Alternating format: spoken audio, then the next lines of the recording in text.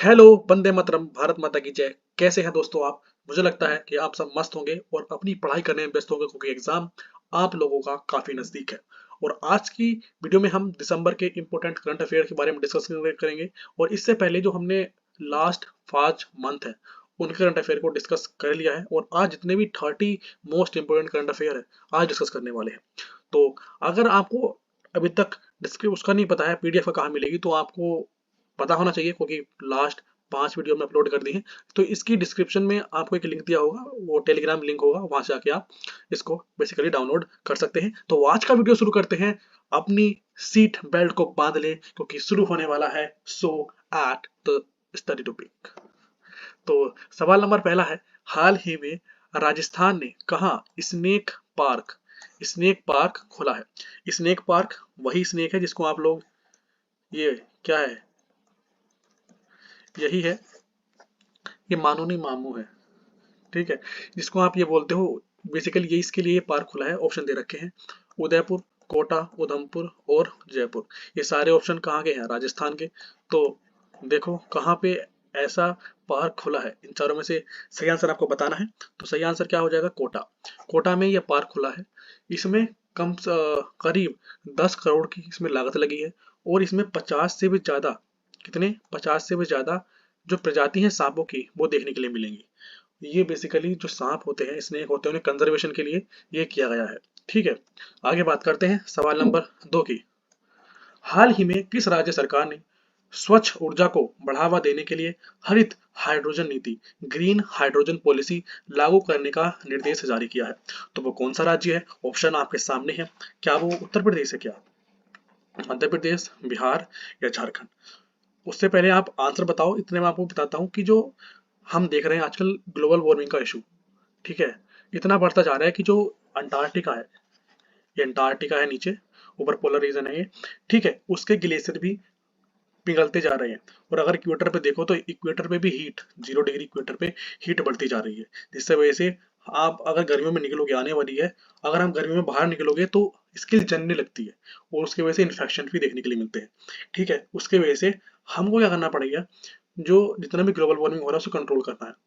एकदम से नहीं होगा, पर एक एक स्टेप करके हम इसको कंट्रोल कर सकते हैं। और उसी के सीरीज में ये जो हरित हाइड्रोजन नीति है वो लाई गई है, ताकि जो ग्लोबल वार्मिंग है, कार्बन डाइऑक्साइड का इमिशन है, उसको कम किया जा सके। ठीक है, तो सही आंसर क्या होगा इसका? सही आंसर होगा उत्तर प्रदेश। इसका सही आंसर होगा, जिसका उद्देश्य क्या है इस नीति का? स्वच्छ ऊर्जा स्रोत के रूप में ग्रीन हाइड्रोजन के उपयोग को तेजी लाना इसके उपयोग में, ताकि जो एनर्जी हम इससे निकाल सकते हैं वो निकाल सके। अगला सवाल है सवाल नंबर 3। हाल ही में किस देश ने नए साल के जश्न पर पाबंदी लगाई है? तो ऐसा कौन सा देश है जिसने नए साल के जश्न पर पाबंदी लगाई है? तो ऑप्शन दे रखे हैं आपको। क्या वो अफगानिस्तान है, पाकिस्तान, सोमालिया या इराक? तो इसके बारे में बताऊं तो इसका आंसर ना सही में पाकिस्तान हो जाएगा, क्योंकि जब हम इसराइल पैलेस्टीन का वार देख रहे थे जनवरी में, तो पाकिस्तान ने एक अनाउंसमेंट किया था कि हम अपने जो पैलेस्टीन लोग हैं उनके लिए जो ये त्योहार है न्यू ईयर, वो सेलिब्रेट नहीं करने वाले हैं। ठीक है, तो सही आंसर क्या होगा इसका? पाकिस्तान सही आंसर हो जाएगा। आगे सवाल नंबर 4 की तरफ चले, तो हाल ही में केंद्रीय विद्युत मंत्री आर के सिंह ने कहा पावर ग्रिड विश्राम सदन का शुभारंभ किया है? पावर ग्रिड विश्राम सदन का शुभारंभ किया है, किसने किया है? केंद्रीय विद्युत मंत्री आर के सिंह ने। कहा किया है? तो ऑप्शन दे रखे हैं। क्या वो कोची है, पटना है, बेंगलुरु है या लखनऊ है? तो इसका सही आंसर हो जाएगा बेंगलुरु। बेंगलुरु बेसिकली हम इसको आईटी हब के नाम से जानते हैं, इंडिया का आईटी हब है बहुत बड़ा। ठीक है, इसमें जो हमें सदन की बात कर रहे हैं, इसको पावर ग्रिड वाले को, इसके अंदर 55 कमरे होंगे, जो बेसिकली मरीजों के परिचारक होते हैं उनको अधिकतम सुविधाएं प्रोवाइड मुहैया कराने के लिए इसको बनाया गया है। किसको? पावर ग्रिड विश्राम सदन। आगे हमारा सवाल नंबर 5 है। हाल ही में कहाँ 12वें दिव्य कला मेला सन 2023 का उद्घाटन किया है? 12वें दिव्य कला मेला सन 2023 का उद्घाटन कहाँ हुआ है? तो कहाँ वो हुआ है? नई दिल्ली में, उड़ीसा में, त्रिपुरा में या गुजरात में? तो सही आंसर होगा इसका गुजरात। 12वां दिव्य कला मेला सन 2023 है। इसका आयोजन 29 दिसंबर सन 2023 से लेके 7 जनवरी 2024 तक कहाँ हुआ है? सूरत में। सूरत कहाँ है? गुजरात में हुआ है। बेसिकली जितने भी PWD, क्या, जितने भी फिजिकली हैंडीकैप लोग होते हैं उनके लिए किया गया है। ठीक है। अगर इसकी बात करें, जितने भी मैंने बताया आपको दिव्यांग लोग होते हैं उनके लिए ये किया गया है, और उनके जो कौशल है, उनके अंदर जो स्किल्स है, उनको और ज्यादा डेवलप करने के लिए गुजरात में ये 12वें दिव्य कला मेला सन 2023 का आयोजन गठन किया है।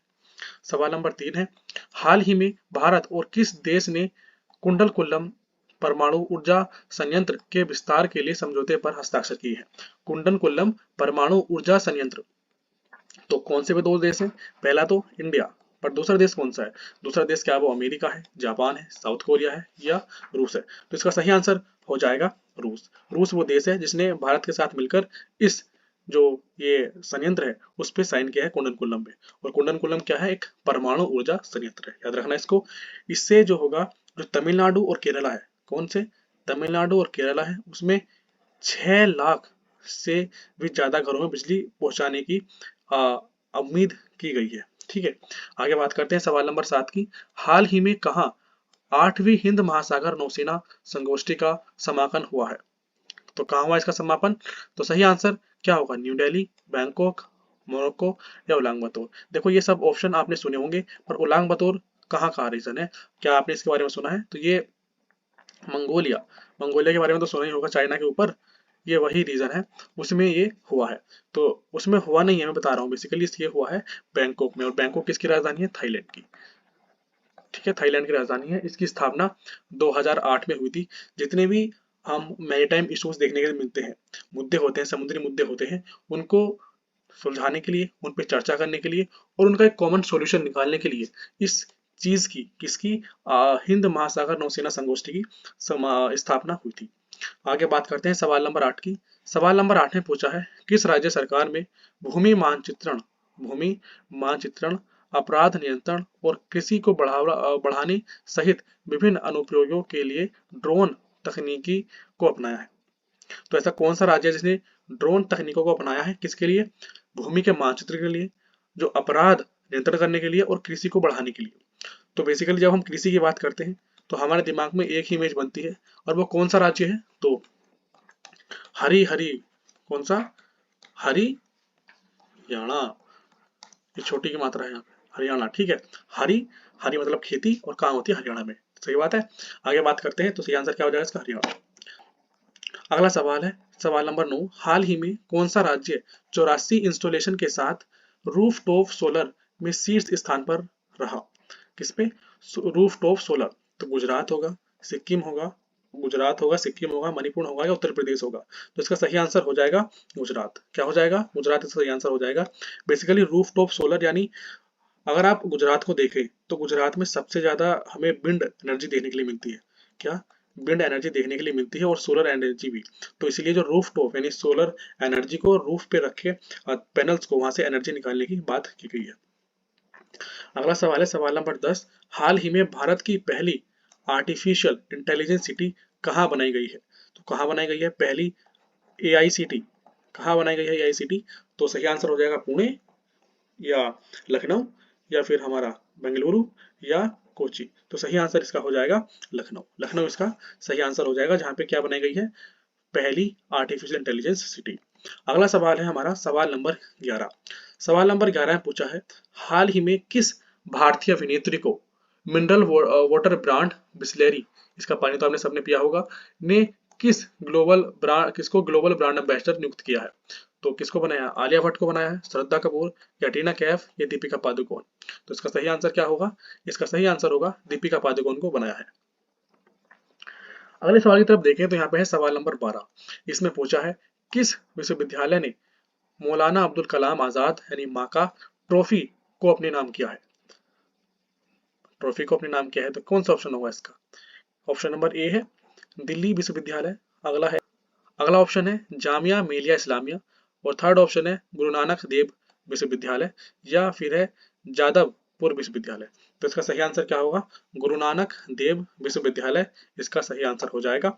और इसकी बात करें तो इसकी स्थापना 1956 से 1957 के बीच में देखने के लिए मिली। और इसमें अगर बात करें जो गेम्स होते हैं, उस गेम्स रिलेटेड ये है। इसमें जब भी गेम्स होते हैं तो बहुत सारे यूनिवर्सिटीज के यहाँ पे लोग आते हैं, पार्टिसिपेट करते हैं, और तभी यहाँ पे 15 लाख का इनाम भी दिया जाता है, और साथ ही साथ ये जो अवार्ड है मौलाना अब्दुल कलाम आज़ाद मौका ट्रॉफी भी दी जाती है। और अगर बात करें इस वाली की, गुरु नानक देव विश्वविद्यालय, तो इसने इस साल, मतलब जो इस साल जीता है मेडल, उसमें 22वीं बार 22 टाइम्स ये जीत चुका है इस साल को मिलाकर। सवाल नंबर 13 है, हाल ही में किस देश के खिलाड़ी डीन एल्गर ने अंतर्राष्ट्रीय क्रिकेट में से संन्यास लेने की घोषणा की है? तो डीन एल्गर ने किस देश के खिलाड़ी हैं जिसने संन्यास लेने की बात की है इंटरनेशनल क्रिकेट से?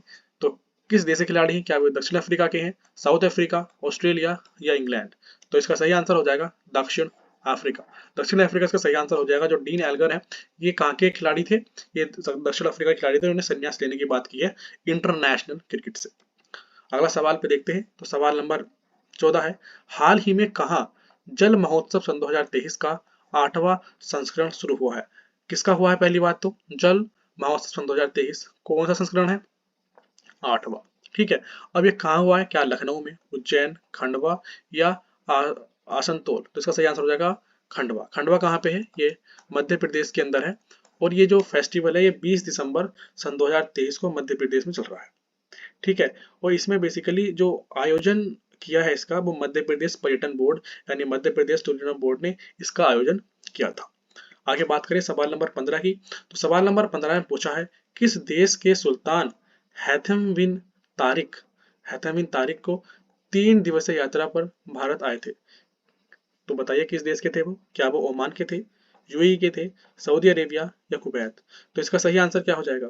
इसका सही आंसर हो जाएगा ओमान, इसका सही आंसर हो जाएगा। इसमें देखें तो ये इंडिया के पास जी20 की अध्यक्षता थी, और उसी दौरान जो हमारी प्रेसिडेंट है द्रौपदी मुर्मू जी, उन्होंने जो ओमान के सुल्तान है उनको यहाँ पे इनवाइट किया था, किसमें? जी20 के शिखर सम्मेलन में, तभी वे यहाँ पे आए थे। सवाल नंबर 16 की बात करें तो यहाँ पे पूछा है, हाल ही में किस टीम ने विजय हजारे ट्रॉफी सन 2023-24 का खिताब जीता है? ऐसी कौन सी टीम है, कौन से राज्य की टीम है जिसने विजय हजारे ट्रॉफी सन 2023 से 24 का खिताब जीता है? तो क्या पश्चिम बंगाल, झारखंड, हरियाणा या बिहार? तो इसका सही आंसर क्या हो जाएगा? इसका सही आंसर हो जाएगा हरियाणा। ठीक है, अब ये जो हमारे विजय हजारे एक प्रसिद्ध भारतीय क्रिकेटर थे जिन्होंने 1951 से लेके 1953 के बीच में भारत के लिए खेला था, और इसीलिए उन्हीं के नाम पे जो ये ट्रॉफी है ये बनाई गई थी। और जो विजय हजारे ट्रॉफी को हम रणजी वनडे ट्रॉफी के रूप में भी जानते हैं। तो याद रखना, काफी टाइम क्वेश्चन पूछे गए हैं इस चीज से कि रणजी ट्रॉफी कौन से गेम से रिलेटेड है और विजय हजारे ट्रॉफी कौन से गेम से रिलेटेड है। आगे सवाल नंबर 17 है हमारा। आगे सवाल नंबर 17 है, हाल ही में कहाँ 17वें रासायनिक अंतर्राष्ट्रीय बाल महोत्सव सन 2023 का उद्घाटन हुआ है? तो कहाँ पे हुआ है इसका? नई दिल्ली में, मुंबई में, बेंगलुरु में या पटना में? तो इसका सही आंसर होगा नई दिल्ली में इसका उद्घाटन हुआ है। किसका उद्घाटन हुआ है? 17वें रसायन अंतर्राष्ट्रीय बाल महोत्सव सन 2023 का। आगे अगले सवाल की बात करते हैं, सवाल नंबर 18। हाल ही में किस देश ने 33 देशों के पर्यटकों के लिए वीजा आवश्यकता को समाप्त कर दिया है? यानी 33 ऐसे देश हैं जो बिना वीजा के उस देश में जा सकते हैं। तो ऐसा कौन सा देश है जिसने क्या है कि उसके जो टूरिज्म है, क्या है, टूरिज्म है, उसको यहाँ पे बूस्ट मिल सके, उसकी इकोनॉमी को टूरिज्म से एक अच्छा खासा बूस्ट देखने के लिए मिले। तो वो कौन सा देश है? अफगानिस्तान, इराक, सिंगापुर या ईरान? तो इसका सही आंसर हो जाएगा ईरान। और इसमें इस लिस्ट में जो 33 देश हैं उसमें पाकिस्तान का नाम कहीं भी नहीं है। इंडिया का है और कुछ देश और है, पर पाकिस्तान का नाम यहाँ पे देखने के लिए नहीं मिलता, जो एक शॉकिंग बात है। सवाल नंबर 19 है, हाल ही में कहाँ 8वें ब्रह्मपुत्र वैली फिल्म फेस्टिवल सन 2023 BVFF यानी ब्रह्मपुत्र वैली फिल्म फेस्टिवल का शुभारंभ हुआ है? तो इसका आंसर तो मैं नहीं बताऊंगा क्योंकि ये वेरी कॉमन सवाल है।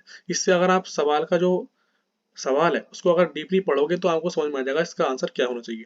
ठीक है, तो क्या होगा? रांची, गुवाहाटी, पुणे या कोलकाता? तो इसका सही आंसर आपको कमेंट सेक्शन में बताना है।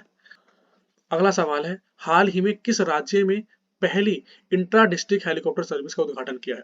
तो ऐसा कौन सा डिस्ट्रिक्ट है जिसमें इंट्रा डिस्ट्रिक्ट हेलीकॉप्टर सर्विस को प्रोवाइड करना शुरू किया है? तो क्या मध्य प्रदेश, पंजाब, उत्तर प्रदेश या गुजरात? तो इसका सही आंसर क्या हो जाएगा? उत्तर प्रदेश। उत्तर प्रदेश राज्य ने जो इंट्रा डिस्ट्रिक्ट हेलीकॉप्टर सर्विस है उसका उद्घाटन किया है। सवाल नंबर किसकी बात करें तो यहाँ पे पूछा है देश ने एनजीओ किस देश के एनजीओ को अंतर्राष्ट्रीय लैंगिक समानता पुरस्कार सन 2023 के लिए सम्मानित किया है। एनजीओ क्या होती है? नॉन गवर्नमेंटल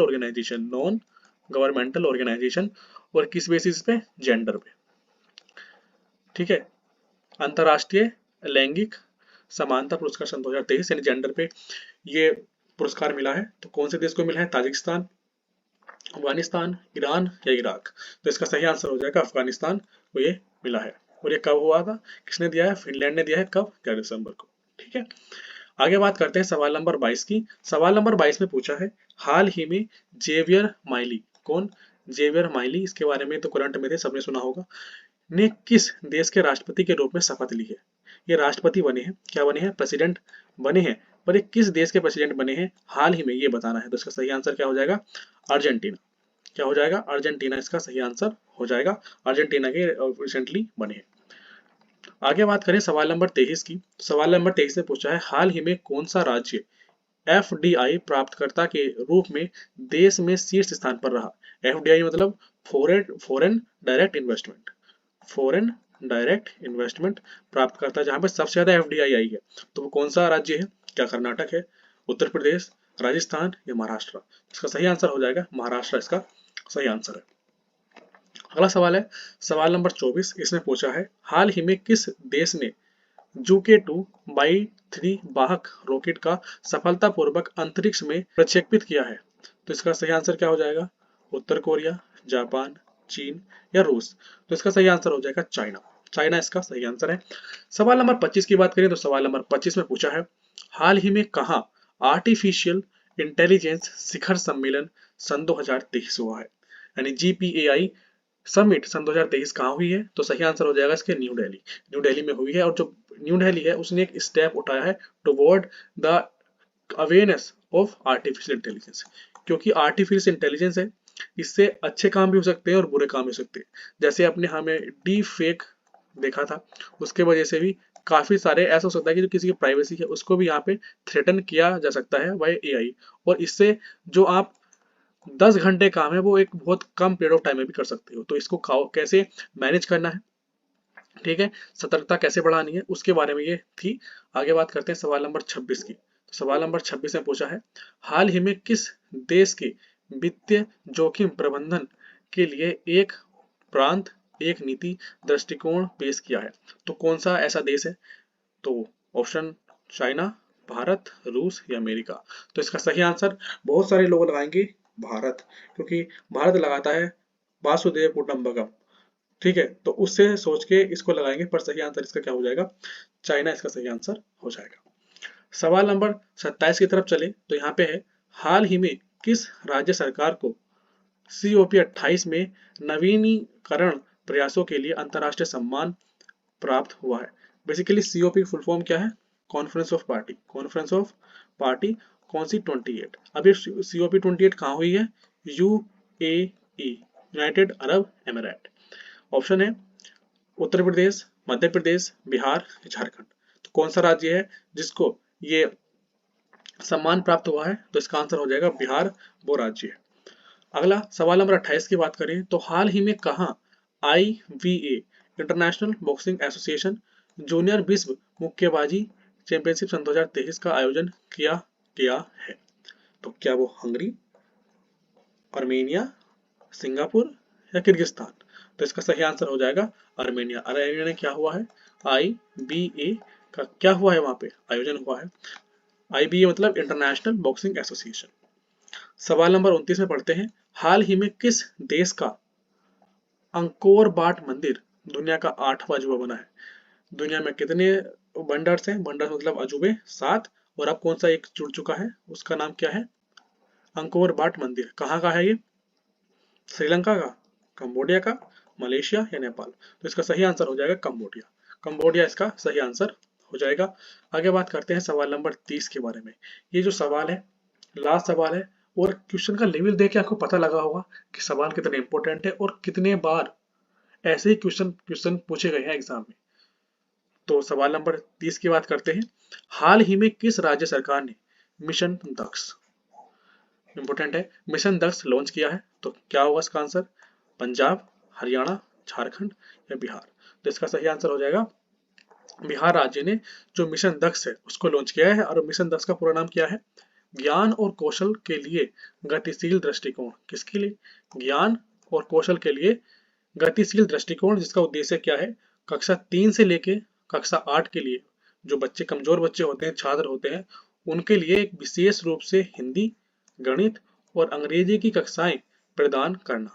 ठीक है, जिससे जो बच्चे हैं उनका भविष्य उज्जवल हो जाए और जो उनकी कमजोरी है सब्जेक्ट में वो अच्छे से दूर हो जाए और बच्चे मेंटली स्ट्रांग बन जाए। तो आज हमने बात की 30 मोस्ट इंपोर्टेंट करंट अफेयर, वो भी दिसंबर के। अगर आपने इसको देखा होगा तो महसूस किया होगा कि लेवल क्या था क्वेश्चंस का। तो अगर आपने पिछली वीडियोस नहीं देखे हैं तो जाके चेकआउट करो, डिस्क्रिप्शन में लिंक दे रखा होगा, आप वहां से कर सकते हैं। आज के लिए इतना ही, मिलते हैं अगले वीडियो में। जय हिंद, वंदे मातरम।